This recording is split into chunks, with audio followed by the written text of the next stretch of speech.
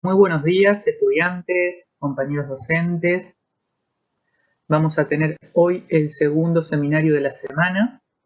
Comenzamos el día martes a introducirnos en el estudio del sistema endocrino, que es el sistema que va a ocupar de aquí hasta el final de la cursada todos los seminarios. Vamos a hacerle zoom a diferentes estructuras, diferentes glándulas que forman parte del mismo, analizar las hormonas que sintetizan, cómo lo hacen, cuáles son sus órganos efectores, el tipo de transporte, el tipo de receptor que presentan.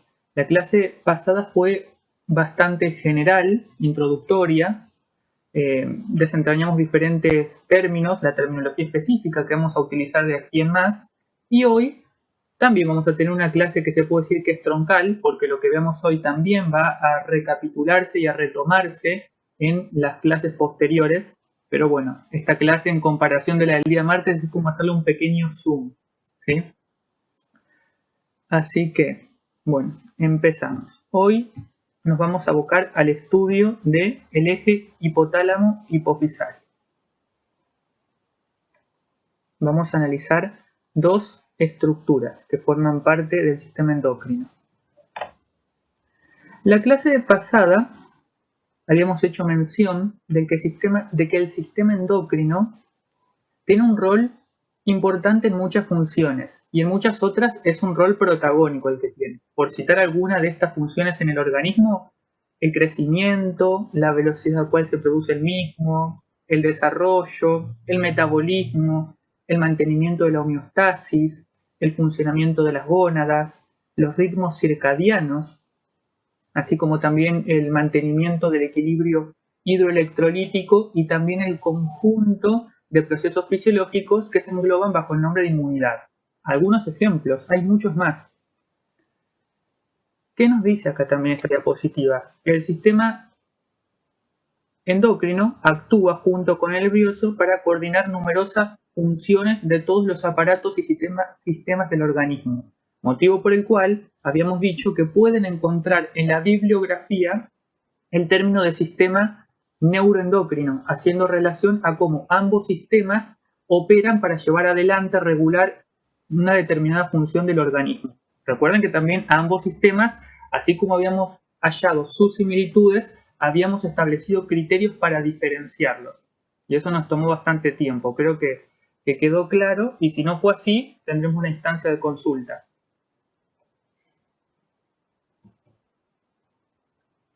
Esta imagen, bastante simplona, muy simple, nos está mostrando las dos estructuras que vamos a comenzar a estudiar hoy, que son el hipotálamo y la glándula hipófisis. También la pueden encontrar en la bibliografía referida como glándula pituitaria. Y ambas estructuras son estructuras encefálicas, se encuentran dentro de la cavidad craneana. No sé por qué, pero me encantan estas imágenes así súper simples, con poco texto. Básicamente las amo.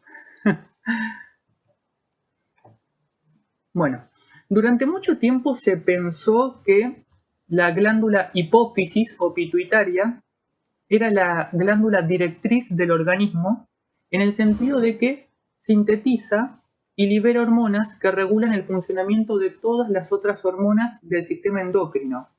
Hoy en día se sabe que eso es una verdad a medias. Sí, es cierto eso, pero a su vez la glándula hipófisis presenta una estructura que la regula, bajo una regulación hormonal, es decir, que existe otra estructura que sintetiza hormonas, las libera y esas hormonas actúan sobre células de la glándula hipófisis regulando sus funciones. Y esa estructura es el hipotálamo. El hipotálamo es una estructura encefálica que se encuentra en la región más ventral del diencéfalo, por debajo del tálamo. Esta estructura recibe aferencias y por aferencias se entiende la información que llega desde una estructura nerviosa hacia otra. Es decir, que hacia el hipotálamo llega información de otras estructuras nerviosas como lo son la corteza cerebral, el sistema límbico, el sistema activador reticular ascendente y el tálamo. Adicionalmente, el hipotálamo recibe sensaciones de estímulos, por ejemplo, dolorosos o estresantes, así como también diferentes emociones que modifican la actividad hipotalámica. Son experiencias sensitivas. A su vez, el hipotálamo regula la división autónoma del sistema nervioso y también tiene un rol protagónico en la regulación de diferentes funciones como lo son el mantenimiento de la temperatura, la conducta sexual, la ingesta de alimentos, la sed y también emociones como la agresividad, la ira o el miedo. Se dice que el hipotálamo es el punto más visible de regulación y de comunicación entre el sistema nervioso y el sistema endocrino, ya que, por un lado, es un centro regulador importante del sistema nervioso, pero por otro lado es una glándula endocrina crucial. El hipotálamo posee células que sintetizan alrededor de 9 hormonas diferentes, que junto con las 7 hormonas sintetizadas por el lóbulo anterior de la hipófisis o adenohipófisis, en su conjunto, esas 17 hormonas regulan virtualmente todos los aspectos de procesos como el crecimiento, el desarrollo, el metabolismo y el mantenimiento de la homeostasis. Por otro lado, anatómicamente, algunos datos que son importantes de saber es que en el organismo humano adulto, en promedio, aproximadamente, el hipotálamo ocupa un volumen de alrededor de 4 mililitros, correspondiendo estos 4 mililitros a el 0,3% aproximadamente del volumen encefálico normal de un adulto. Y tiene un peso de entre 5 y 6 gramos. 5 y 8 gramos. Fíjense en cómo es muy liviano, pero un montón de funciones dependen de esta estructura, que es sumamente liviana y sumamente pequeña. Bien, el hipotálamo forma parte del piso y de las paredes del tercer ventrículo, que es una cavidad del sistema nervioso. Se vincula con la hipófisis, que se encuentra en esta fosa hipofisaria, unidos a través de una estructura que pueden encontrar en la bibliografía como infundíbulo, tallo infundibular o tallo hipofisario. Ese infundíbulo es importante ya que es una estructura a partir de la cual se van a generar otras dos que vamos a ver hoy, que son la eminencia media y la neurohipófisis. Y la eminencia media es importante porque representa la zona de contacto neurohemático en la cual se hace visible esa interfaz funcional que ahora vamos a analizar entre el hipotálamo y la adenohipófisis. Por otro lado, podemos decir del hipotálamo histológicamente que está caracterizado por dos regiones. Una región que se encuentra en la porción superior de esta estructura, que se llama región de fibras nerviosas ricas en mielina, que básicamente son neuronas que poseen una cantidad abundante de una sustancia llamada mielina que permite que el impulso nervioso sea conducido a una mayor velocidad. Y se encuentra asociado a una estructura del hipotálamo que se llaman cuerpos mamilares. Por otro lado, si tenemos una zona de fibras nerviosas ricas en mielina, tendremos una zona de fibras nerviosas pobres en mielina, que son aquellas que se encuentran más cercanas a la hipófisis, a la glándula hipófisis, y que tienen por función la regulación de diferentes aspectos vegetativos del organismo. El hipotálamo, entonces, dijimos que recibe información del sistema nervioso, de algunas estructuras, pero también envía información. Con el sistema límbico presenta una vía doble, porque recibe información, pero también envía información hacia el mismo. También envía información en un sentido posterior inferior hacia el tronco encefálico o tallo cerebral. Envía información de forma ascendente hacia el telencéfalo y hacia el diencéfalo. Bueno, forma parte del diencéfalo es el tálamo, hacia otras estructuras del diencéfalo, y de forma descendente hacia el infundíbulo. Y por otra parte está conformado por dos tipos celulares. Son las células neurosecretoras, se clasifican en células magnocelulares, que son aquellas que sintetizan las hormonas vasopresina o antidiurética y oxitocina, y las células parvocelulares, que son las que sintetizan y liberan los factores hipotalámicos, que son las hormonas liberadoras e inhibidoras de otras hormonas que se sintetizan en el lóbulo anterior de la hipófisis. Bueno, hasta acá lo más importante respecto a esta estructura. Después vamos a ver la integración junto con la hipófisis, que también vamos a analizar a continuación de forma aislada. ¿Alguna duda? ¿Qué se ve en el chat? Profe, perdón, ¿cómo Sí. dijiste que se llama el segundo tipo de células que libera factores hipotalámicos, digo? Se llaman células parvocelulares. Parvocelulares, gracias. Células parvocelulares, sí. Lucas, acá una pregunta que llegó que me parece importante. Me dicen si el hipotálamo pertenece al sistema nervioso o al sistema endocrino.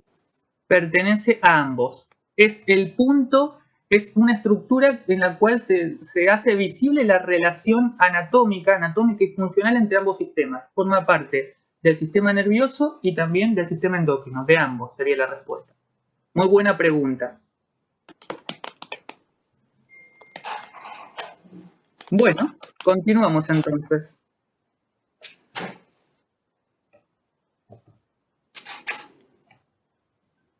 A ver si puedo avanzar de diapo.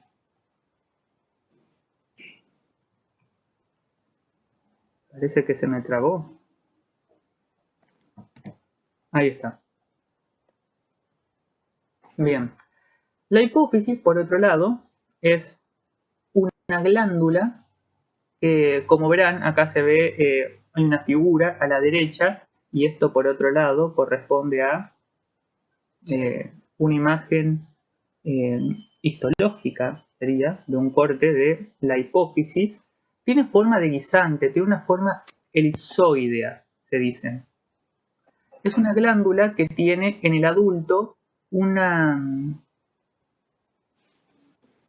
tiene un valor entre 1 y 1,5 centímetros de diámetro. En el hombre adulto pesa alrededor de medio gramo.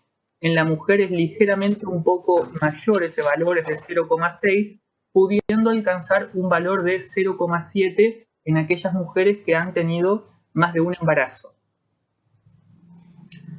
Por otro lado, es una estructura localizada en la fosa cerebral media, descansa en la fosa hipofisaria de la silla turca y está recubierta por tejido conectivo en forma de 3 membranas llamadas meninges. También está rodeada de tejido conectivo, que es el que permite que a esta glándula ingresen vasos sanguíneos para poder irrigarla. Recuerden que una característica de las glándulas endocrinas, como lo es la glándula hipófisis, a diferencia de las glándulas exócrinas, es que presenta una profusa irrigación sanguínea y linfática. Una característica que presenta esta glándula en relación a estas membranas, a las meninges, es que la capa superficial, la más externa, que es la dura madre, genera un doble repliegue. Un repliegue que separa a esta glándula del hueso efenoides, tapizando la fosa hipofisaria, y por otro lado, otra lámina que ingresa, que es más profunda y que tapiza la base del cerebro y forma lo que se llama diafragma celar o tienda hipofisaria. Y la única estructura que atraviesa ese diafragma celar o tienda hipofisaria es el infundíbulo, que, como dije anteriormente, es el que conecta el hipotálamo, que queda por encima de esta lámina, con la hipófisis, que se halla por debajo.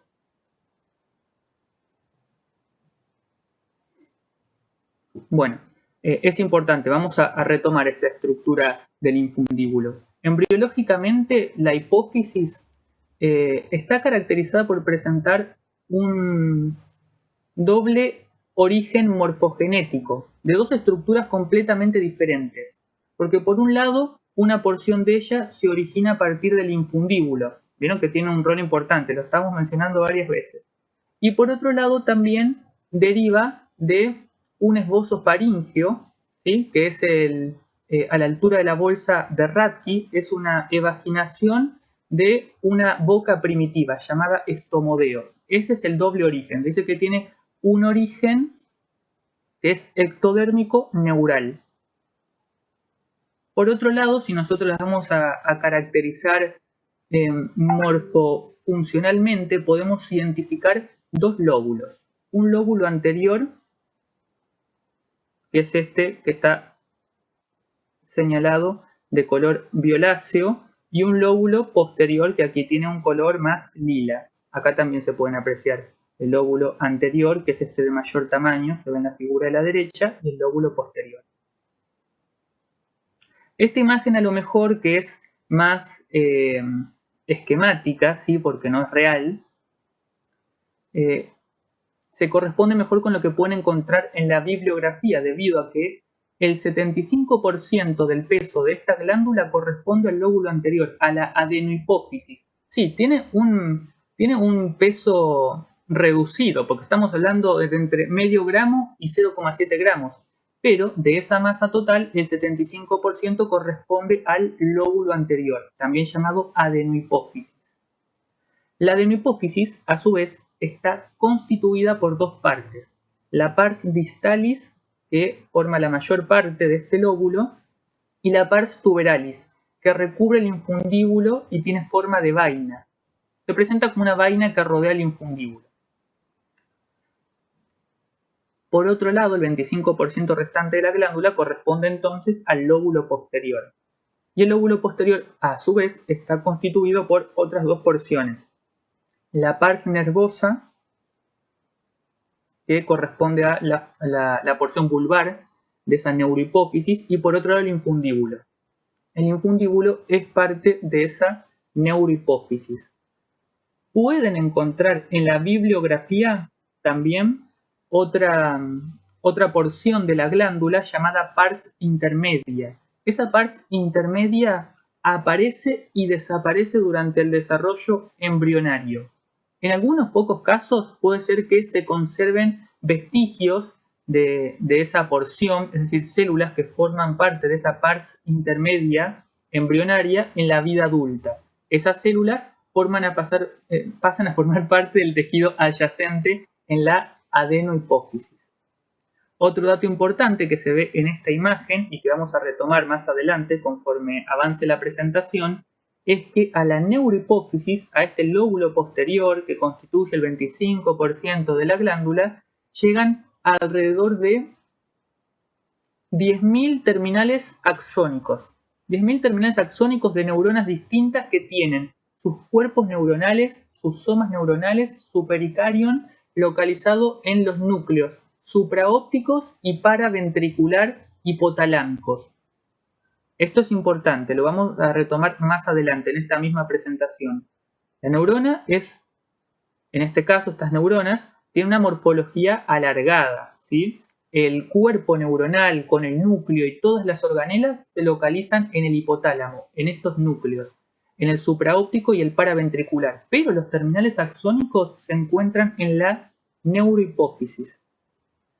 Y esos terminales axónicos están rodeados por un tipo celular especializados llamados pituicitos, que se encargan de sustentar a esas células, a la porción que corresponde a los terminales axónicos. ¿Alguna duda hasta acá? ¿Con hipófisis? ¿No? Bueno, continuamos. El riego de la glándula hipófisis está dado por dos arterias: una arteria hipofisaria superior y una arteria hipofisaria inferior. Ambas arterias hipofisarias derivan de una arteria que ustedes conocen, seguramente recordarán de Arti1, que es la arteria carótida interna. Pero esta es una arteria que es bilateral, porque tenemos una carótida interna izquierda y otra derecha. Cuando ambas arterias carótidas internas ingresan dentro de la cavidad craneal, recorren un trayecto corto y a partir de la misma se origina de cada una arteria hipofisaria superior.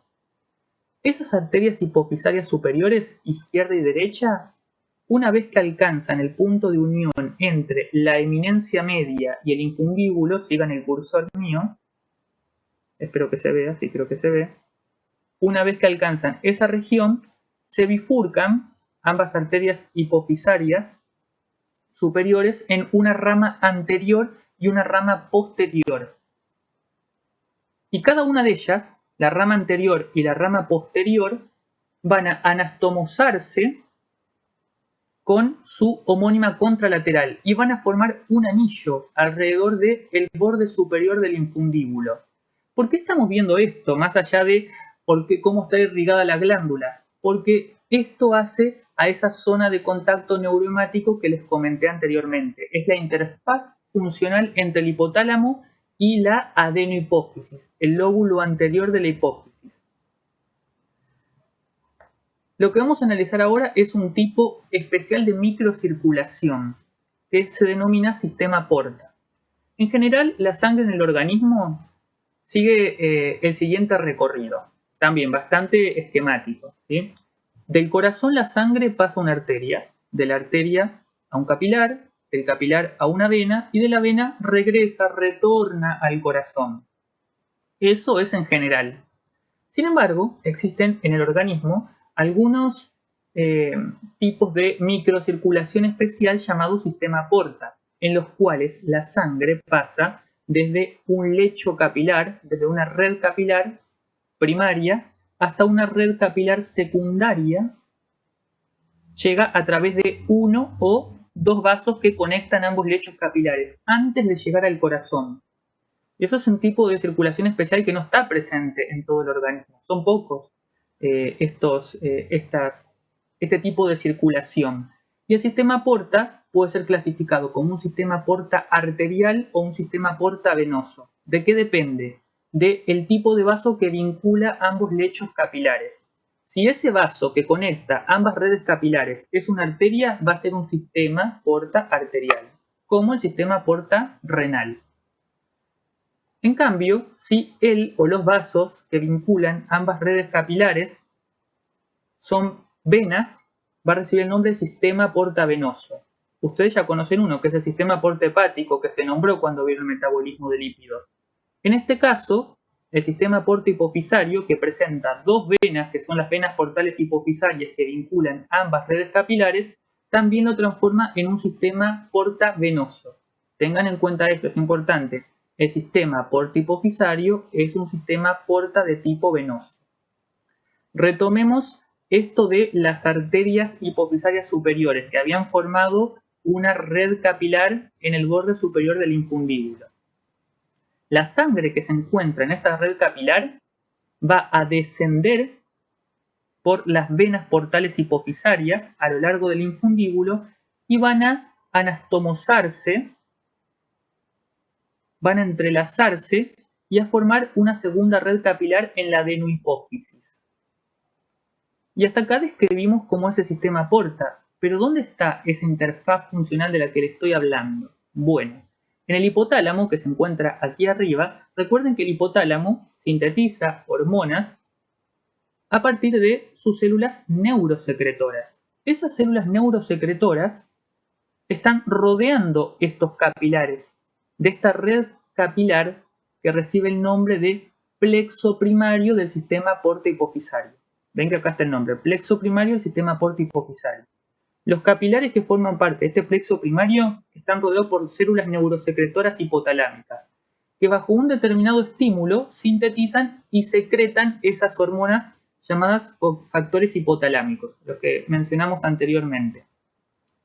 Los liberan hacia el intersticio, recuerden de la clase anterior, y del intersticio ingresan a estos capilares.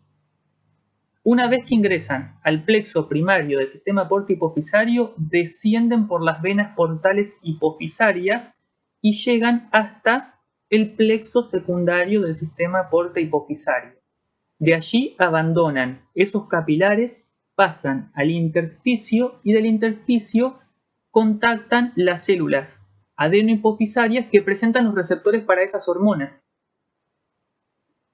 Una vez que, si se trata de hormonas liberadoras, contactan a esas células adenohipofisarias, esas células van a sintetizar una segunda hormona que van a liberar hacia el intersticio.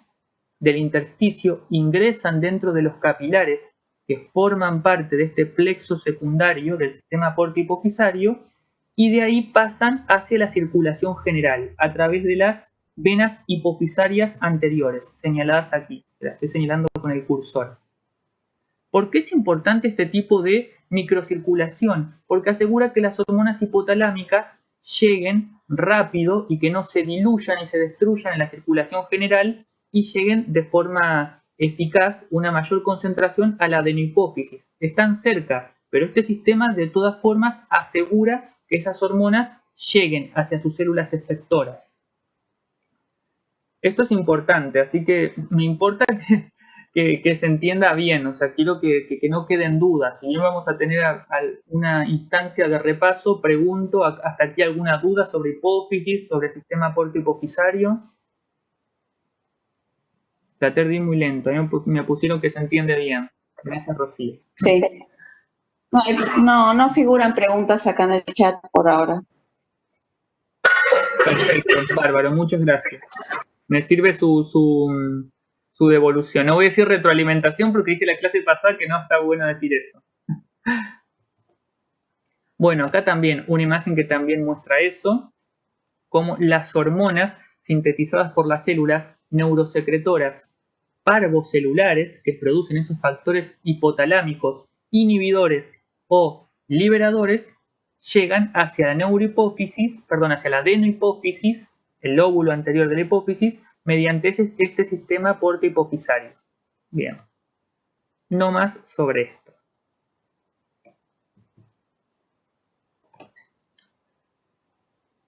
Y dijimos entonces en esta descripción de que hay células localizadas en la hipófisis, en la adenohipófisis, que sintetizan y que liberan hormonas. Estas células pueden ser clasificadas y una forma de clasificarlas es de acuerdo a las reacciones tintoriales que exhiben, que presentan, y bajo ese criterio son clasificadas como células cromófagas agranulares, si no se tiñen, o células cromófilas granulares, si es que se tiñen. Y además, dentro de esta última categoría de las células cromófilas, que son aquellas que se tiñen, podemos encontrar células acidófilas que se tiñen con colorantes ácidos o células basófilas que se tiñen con colorantes básicos. Las células cromófagas agranulares reciben el nombre de células de reserva. Por otro lado, las células que sintetizan las hormonas adenohipofisarias son 5 tipos celulares. Y los vamos a ver ahora y vamos a ver a qué categoría corresponden. Las células...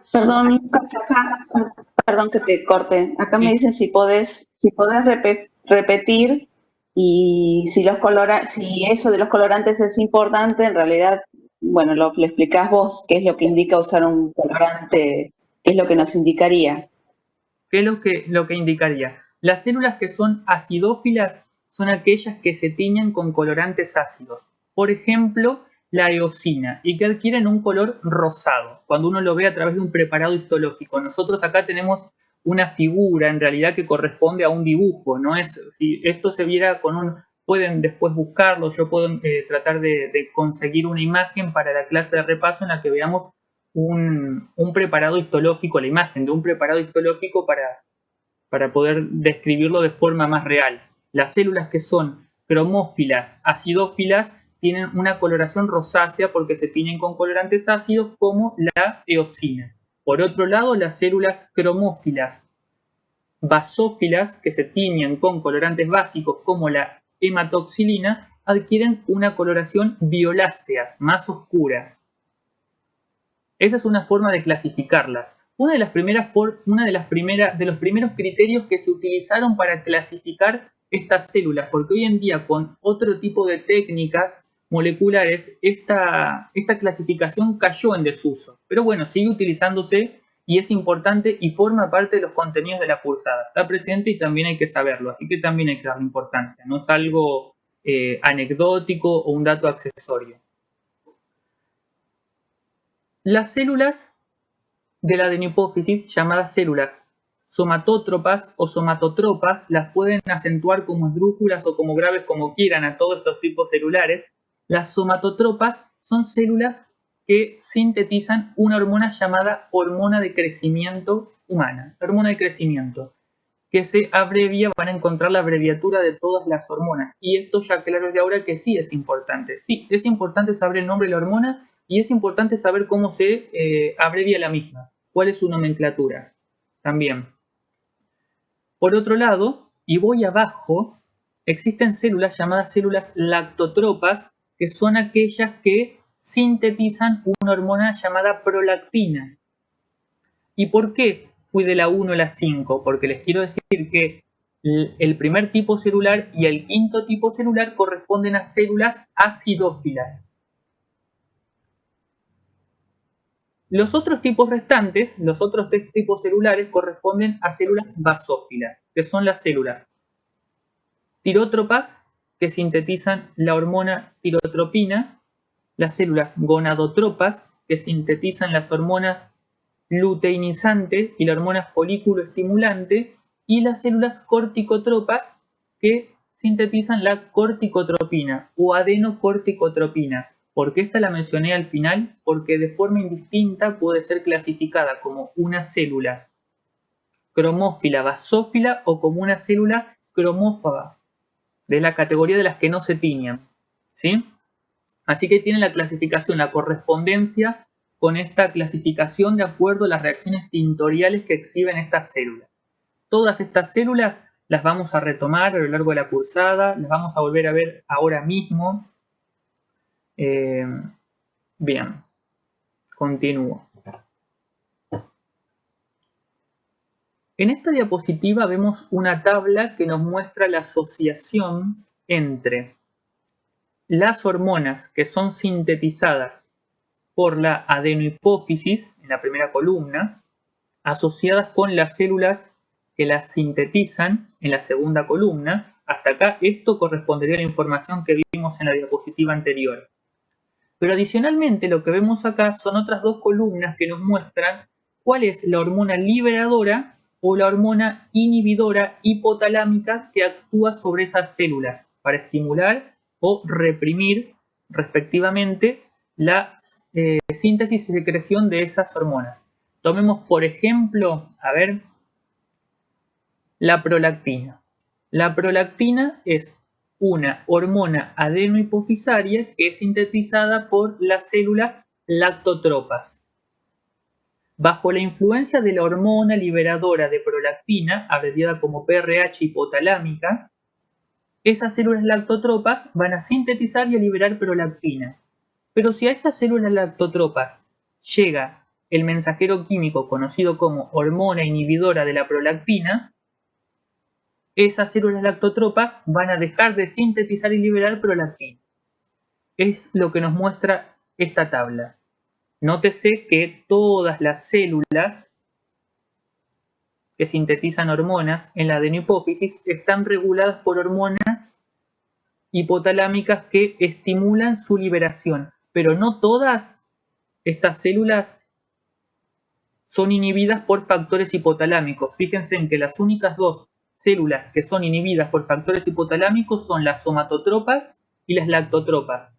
Los otros tres tipos celulares, las tirótropas, las corticotropas y las gonadotropas, son células que regulan de forma negativa su síntesis y liberación de hormonas a través de un bucle de retroalimentación negativo o de retrocontrol negativo o de feedback negativo, que es lo que vimos en el seminario anterior. Acá preguntan si una hormona actúa sobre la otra. Si una hormona actúa sobre la otra. En realidad, las hormonas no actúan sobre otras hormonas. En este caso, las hormonas liberadoras y las inhibidoras actúan sobre las células.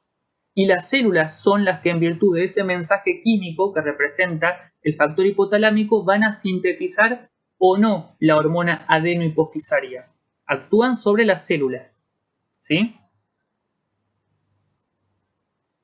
Y también, a ver, si la pregunta también iba que una hormona liberadora como la de prolactina actúa sobre la inhibidora, tampoco pasa eso. No interactúan entre hormonas. Recuerden que la hormona interactúa con el receptor de la célula, de su célula blanco, de su célula diana, de su célula target, pero no interactúan entre ellas. También una buena pregunta. Buena pregunta.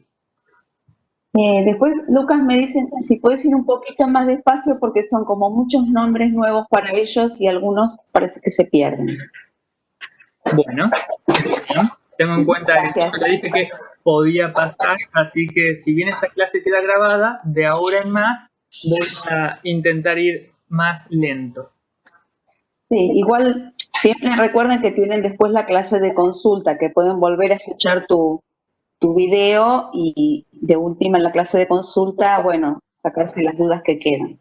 En la clase de consulta pueden preguntar todo lo que quieran. Es una instancia que está pensada para eso, para que pregunten, para que plasmen sus dudas en la wiki y que, bueno, podamos evacuar esas dudas de la mejor manera, responder a todas ellas.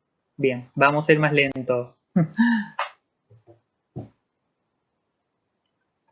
Acá vemos una estructura o un camino, un trayecto que se conoce como tracto hipotálamo hipofisario y que es importante. ¿Por qué? Porque hasta ahora nosotros vimos cómo se vinculaba el hipotálamo, voy a usar el cursor, el hipotálamo que se localiza aquí, cómo se vincula con la adenohipófisis, que es el lóbulo anterior de la hipófisis, que acá lo estoy viendo detrás, en esta imagen está del otro lado, que se vincula a través del sistema porta hipofisario, que es un sistema porta de tipo venoso y que lo vimos recién.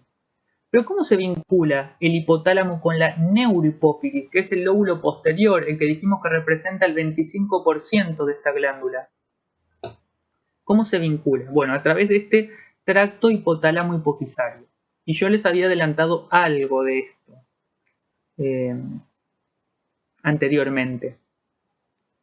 Existen células neurosecretoras que se llaman células magnocelulares, habíamos dicho, que son aquellas que se encuentran en dos estructuras llamadas núcleos supraóptico y paraventricular, que forman parte del hipotálamo.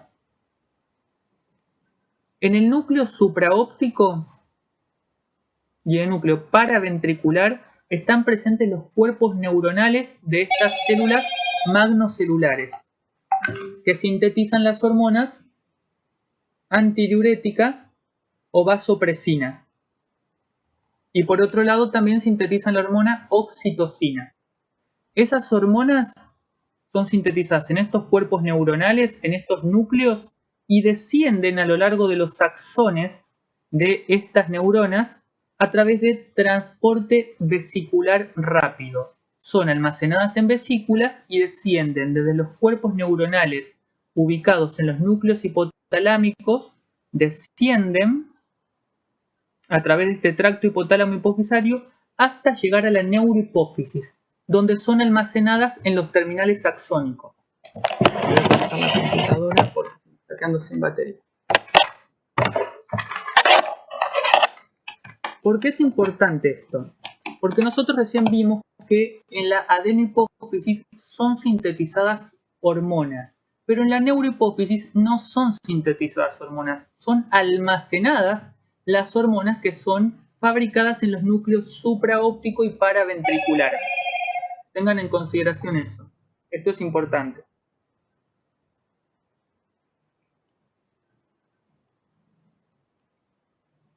Bien.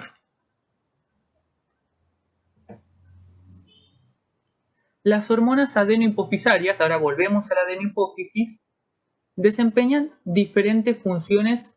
Lo puedo repetir, me preguntan. Lo del tracto hipotálamo hipofisario. Nosotros dijimos anteriormente que los factores hipotalámicos sintetizados por células neurosecretoras, vuelvo atrás, a ver.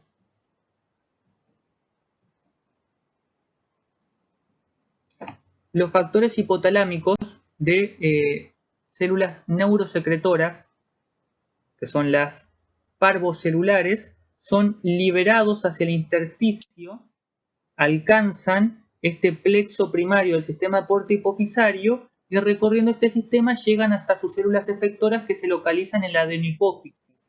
Esta es la comunicación que presenta el hipotálamo con la adenohipófisis, que es el lóbulo anterior. Pero ahora estamos analizando cómo es el vínculo de esta primera estructura, que es el hipotálamo, con el lóbulo posterior.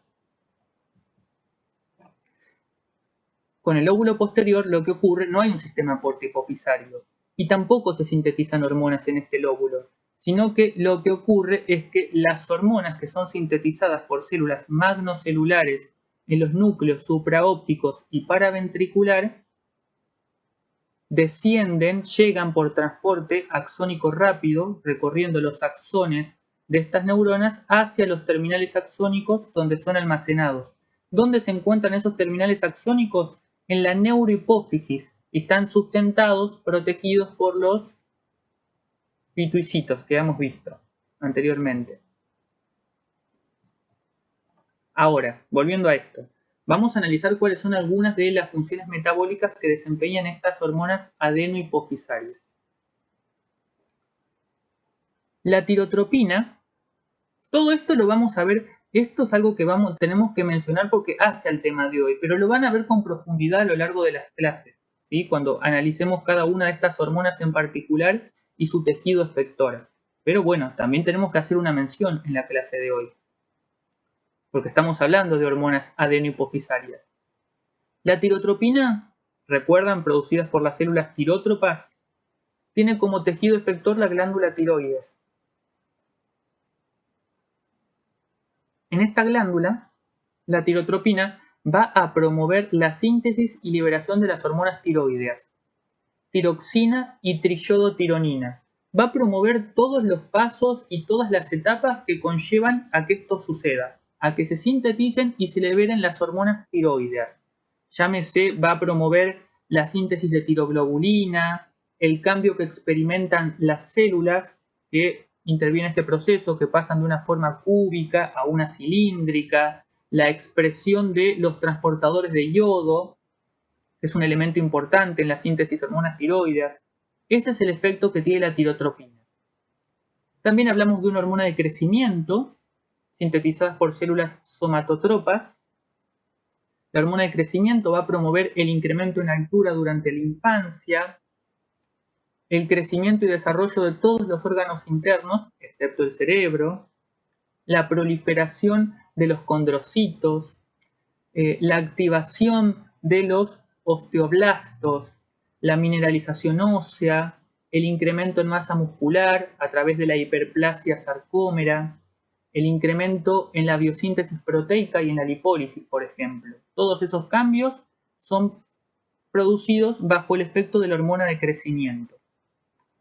Por otro lado, la hormona corticotropina es una hormona que tiene efectos sobre la corteza de las glándulas suprarrenales,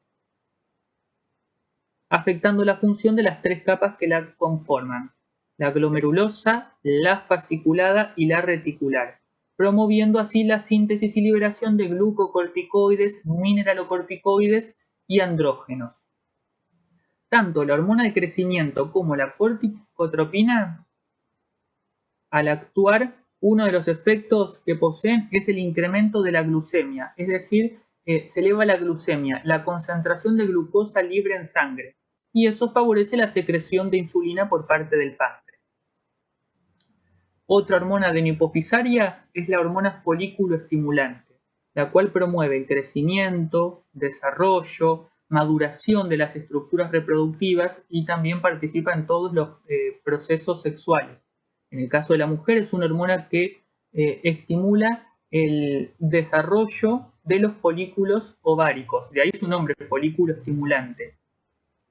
Pero por otro lado, en el hombre es una hormona que también está presente y que promueve el proceso de espermatogénesis. Y tanto en hombres como en mujeres hace que sobre las células blanco que presentan receptores para esta hormona, la folículo estimulante, se incremente la sensibilidad hacia otra hormona que es la luteneizante, haciendo que se incrementen los receptores de esa hormona. Por otro lado, la hormona luteneizante que también es sintetizada por las células gonadotropas. Es una hormona que tiene en la mujer un rol importante en la ovulación, que es un evento que toma parte en el ciclo sexual femenino y que también tiene una importancia 2 semanas después de que esto ocurre. En el hombre, la hormona luteinizante promueve la síntesis de andrógenos, testosterona, por parte de unas células llamadas células de Leydig que se encuentran en el intersticio testicular. Una hormona que va a tener efectos endocrinos, pero también intratesticulares. Y la hormona luteinizante, tanto en hombre como en mujer, va a promover el ingreso de colesterol dentro de las mitocondrias para sintetizar pregnenolona, que es un precursor de todas las hormonas esteroideas. ¿Vieron que vimos esa categoría en la clase pasada? Bueno, la pregnenolona es un precursor y también va a activar la transcripción de genes que intervienen en el proceso de esteroidogénesis. La hormona prolactina, sintetizada por las células lactotropas, es una hormona que va a promover la producción de leche materna en las glándulas mamarias, ya que actúa sobre las células de los alvéolos mamarios. Promueve la síntesis de galactosa, así como proteínas que forman parte de la leche materna, como la caseína y la lactoalbúmina. En el hombre, la prolactina no tiene un rol muy importante, pero sí su hipersecreción puede llevar a complicaciones como la disfunción adrenal, un desequilibrio electrolítico, así como disfunciones sexuales como la disminución de la libido, la impotencia, afección de diferentes estructuras reproductivas, en casos más problemáticos, ginecomastia, galactorrea, pero sí tiene una importancia en el periodo refractario luego del coito con orgasmo, que puede inducir a somnolencia.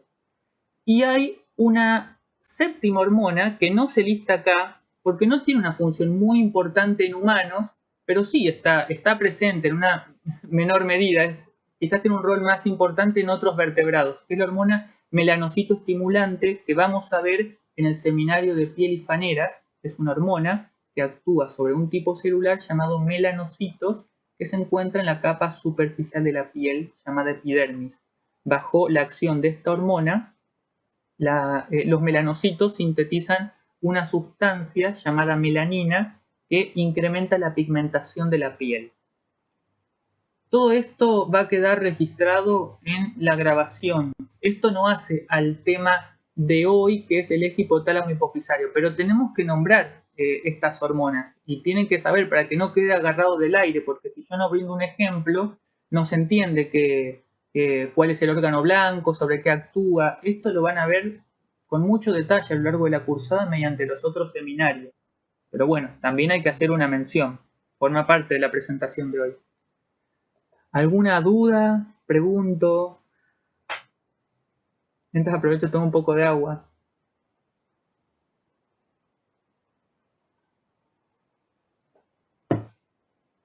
¿No? ¿No hay dudas? Bueno. No, acá preguntan algo sobre hiperproducción de prolactina, pero yo te diría que siguiéramos, porque esto es una pregunta un poco como de alguna patología, prefiero que sigas hablando de la regulación eje hipotálamo hipoficiario y después de última vemos si queda tiempo para eso.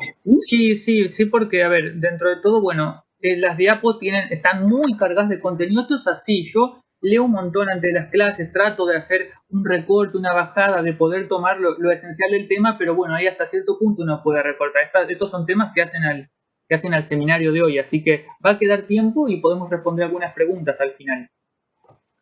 Bueno, vamos a hablar un poco de efectos hormonales. Las hormonas presentan diferentes efectos sobre el tejido blanco, pero también pueden determinarse algunos efectos sobre cómo está condicionada la actividad de una hormona en relación a la actividad de otra.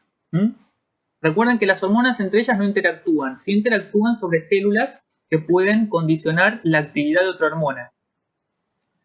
Entre estos efectos hormonales encontramos un efecto estimulante.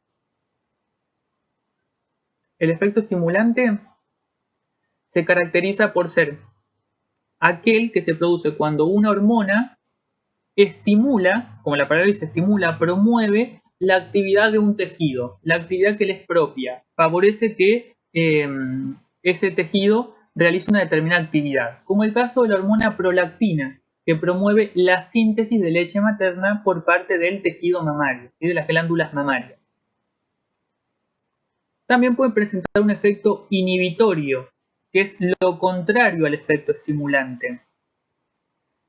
El efecto inhibitorio consiste en reprimir la actividad de ese tejido. Por ejemplo, la somatostatina. La somatostatina, que es un sinónimo de la hormona inhibitoria de la hormona de crecimiento, es un factor hipotalámico que actúa sobre las células somatotropas de la adenohipófisis y evita que la misma secrete la hormona de crecimiento. Evita, es una hormona inhibitoria, es lo contrario a una hormona estimulante. También se habla de un efecto hormonal antagonista, que es el que se establece entre hormonas que tienen efectos opuestos entre sí. Y vimos un ejemplo en la clase pasada, que es entre la insulina y glucagón. En realidad un ejemplo que vieron desde el segundo seminario, que es el que dio Mariana. Vieron que tienen efectos contrapuestos. La insulina, por un lado, reduce la glucemia, haciendo que las células incorporen la glucosa libre de la sangre, y por otro lado el glucagón la incrementa. También podemos hablar de un efecto sinergista, que sería lo contrario al efecto antagónico, que esto toma lugar cuando dos hormonas tienen un efecto mayor, un efecto más potente que si actúan de forma aislada. Cuando actúan juntas tiene un efecto mayor. Por ejemplo, la hormona de crecimiento y las hormonas tiroideas. Cuando actúan juntas tienen un efecto mayor sobre el tejido blanco. Y otro efecto hormonal es el efecto trópico, que ocurre cuando una hormona altera el metabolismo de otro tejido endocrino. Por ejemplo, las gonadotropinas, la FSH y la LH. La folículo estimulante y la hormona luteinizante actúan sobre las gónadas. Ahí tienen los efectos hormonales con un ejemplo cada uno citado. Hay muchos más de cada uno de estos efectos hormonales.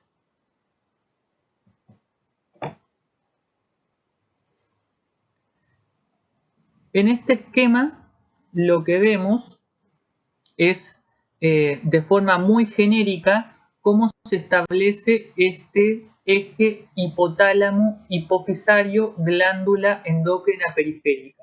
Lo vamos a ver con nombres propios específicos muchas veces a lo largo de la cursada. Esto es un esquema genérico donde en realidad no vemos ninguna hormona en particular y ninguna glándula endocrina periférica, ni célula diana. Vamos a analizar esto de forma genérica y vamos posteriormente a brindar un ejemplo específico. A ver, esto es a modo de integración. Un estímulo determinado puede ser sensado por el hipotálamo, ¿sí? Por sensores hipotalámicos. El hipotálamo responde a ese estímulo sintetizando y liberando una hormona. Llamémosla hormona 1.